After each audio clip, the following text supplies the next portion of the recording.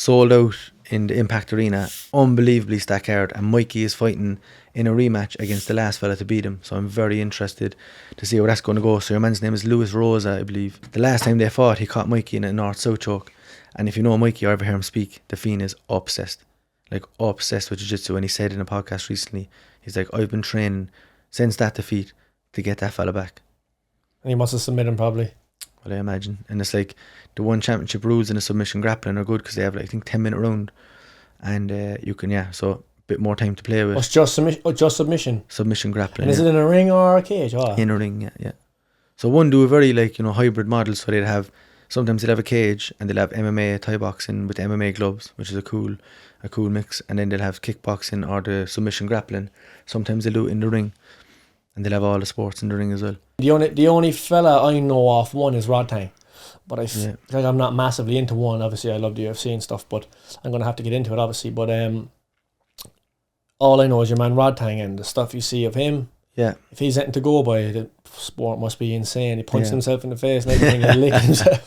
He's very fan-friendly, but like one have done a really interesting thing in Asia where they've like, obviously, so Chatri, who the CEO of one, he's like all about bringing back the heritage of Asia, which is martial arts, and that's why they have the mix, right? So they don't just specialise in one discipline, they try to bring as much disciplines as they can. So the kickboxing and the Muay Thai, you could basically have any striking art in that, right? So a lot of the Japanese fighters, they're actually kickboxers or kind of karate or other Japanese striking arts, but they go in and fight on Muay Thai rules, which is, again, you can do spinning techniques, you can do jumping techniques, and it's so cool to see by like the, Thai boxing obviously being biased towards it, just fucking smashing out a lot of the other striking arts.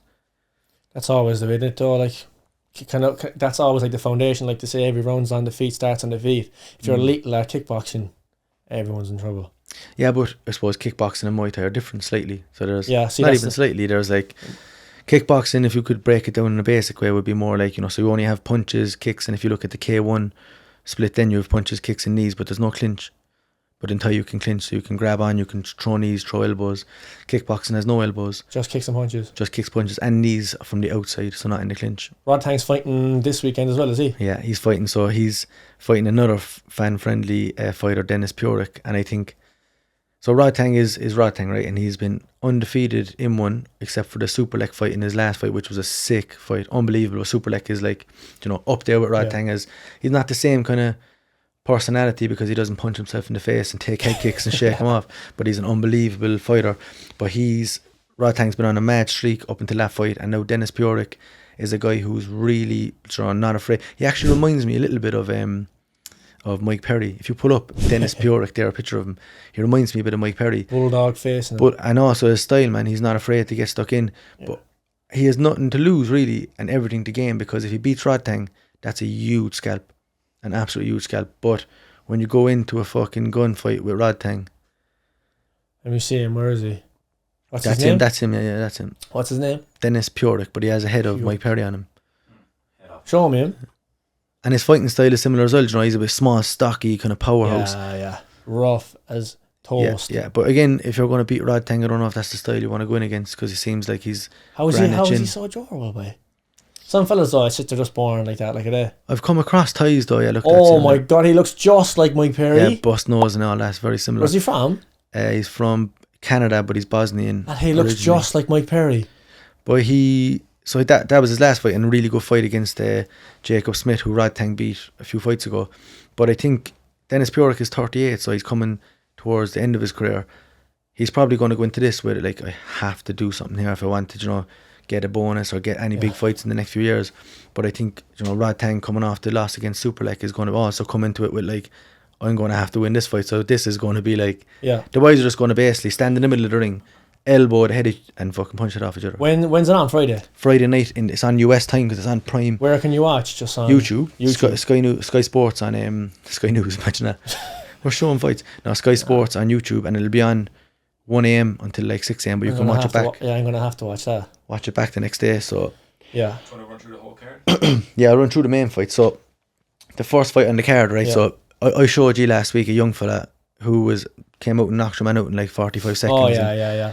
A Colombian lad. So his name is Johan Estupinian, right? And I got a bit into a rabbit hole during the week with him because I was like, he's unbelievable. I'd known about him from hearing that he was like, you know, really good coming up, but when I watched him then I was like, this fella is like, how does he get so flexible, so powerful? And the fiend trains 2 hours 3 times a day, so it's 3 sessions in a day for 2 hours each. 6 hours a day. Yeah, that explains. that's good maths. Yeah, that I was thinking, will I say it's 6 hours or 3 hours? I broke it down.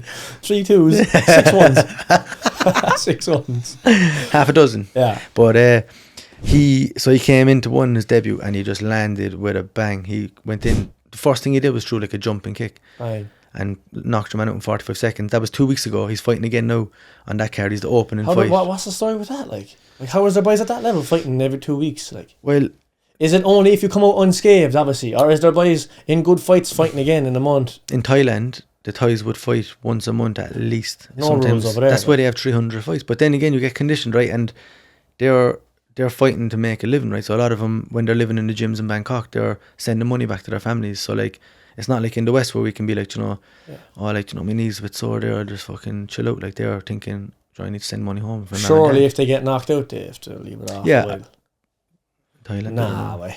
No, they buy like, I don't think it would be. Maybe it depends on the gym, depends. Yeah. But then as well, like, the gyms that I were in Bangkok really took care of the kids. I must say, they sent them to school and that. But I've heard that, like, back in the day especially, it could be like almost like horse racing. Yeah. You know, they're not really, you know, they're there to make money. So, you know, if you're at a gym and you're trying to make money and you have, you know, you're not like, it's a business at the end of the day, business by, and just get them as many fights up until the age of 22, 23 and then see you later. Send them on, exactly.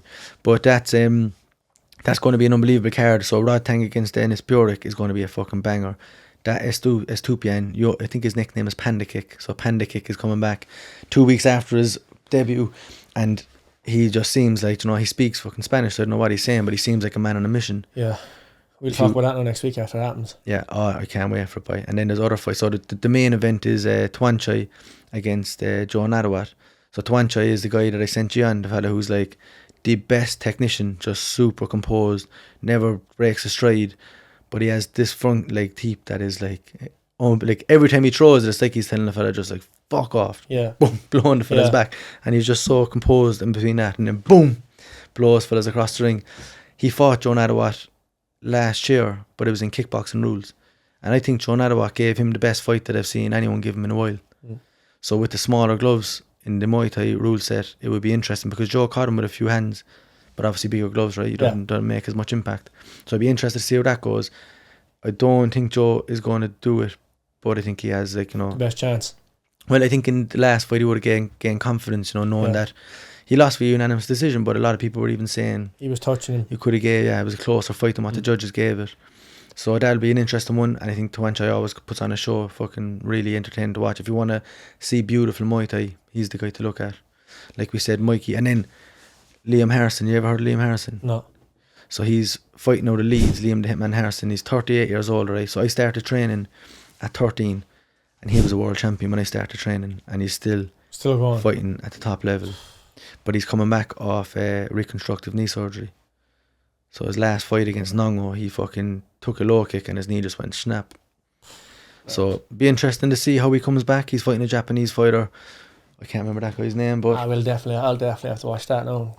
So he's fighting a Japanese fighter, Katsuki Kitano, and I watched him a few of his fights during the week just to see what he's like, and he's typical Japanese style, so not very powerful but very, you know, flexible, fast lead leg. So it'll be interesting to see how it goes. It sounds demented, anyway. I must say, if I think, like, in terms of, you know, durability and, you know, Harrison has literally been number one in the UK since I've been fucking 13, since I started the sport, and I feel like I've been in the sport most of my life. Yeah. So it's unbelievable to say he's still fighting at that level, and the guy is an absolute, like, banger. He just throws big hooks, chops the leg. So I'd say Harrison's going to come back and try, you know, stamp his mark again on the bantamweight division. Can't wait to see it. Yes, bye, and we'll talk about it next week.